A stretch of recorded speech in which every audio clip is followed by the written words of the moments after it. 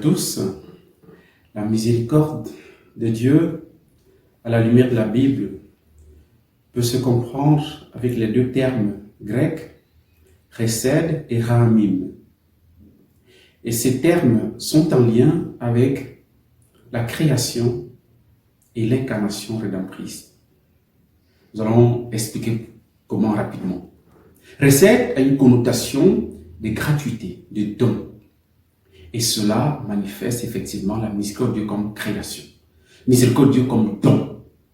Et la première œuvre majeure de la miséricorde de Dieu, c'est la création. C'est le don de Dieu, la création. Et la création de Dieu a connu une chute. L'homme a péché. Et donc, la miséricorde de Dieu devient rachamim, les entrailles d'une mère, des entrailles maternelles, littéralement. Et ça se traduit par le mystère de l'incarnation rédemptrice du Christ. C'est la miséricorde, pardon.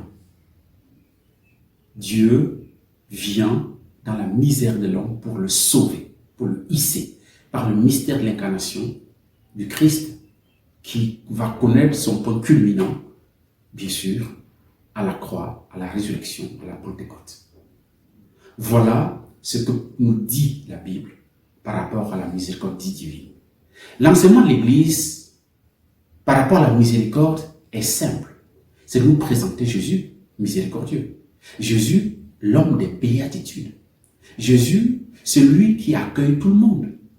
Jésus qui nous enseigne d'être miséricordieux comme notre Père est miséricordieux.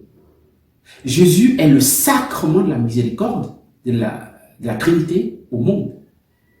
Et l'Église nous enseigne de suivre les pas du Christ en vivant, en pratiquant la miséricorde de Dieu, qui consiste en des œuvres de miséricorde spirituelles et en des œuvres de miséricorde corporelles.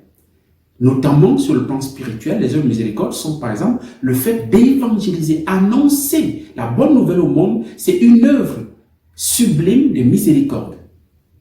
Et prier pour les uns et les autres, c'est une œuvre de miséricorde.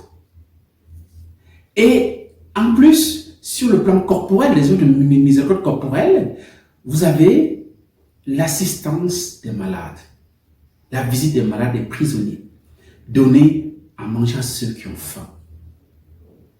Voilà, etc. Et maintenant, on peut se demander, mais quel est l'intérêt de cette miséricorde aujourd'hui? Frères et sœurs, nous sommes plus proches du retour du Christ aujourd'hui que hier.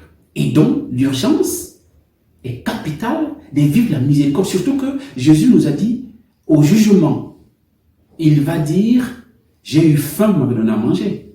J'ai eu soif, vous m'avez donné à boire. J'étais en prison, vous m'avez visité. Ça, c'est dans Matthieu 25, à partir du verset 41 et suivant.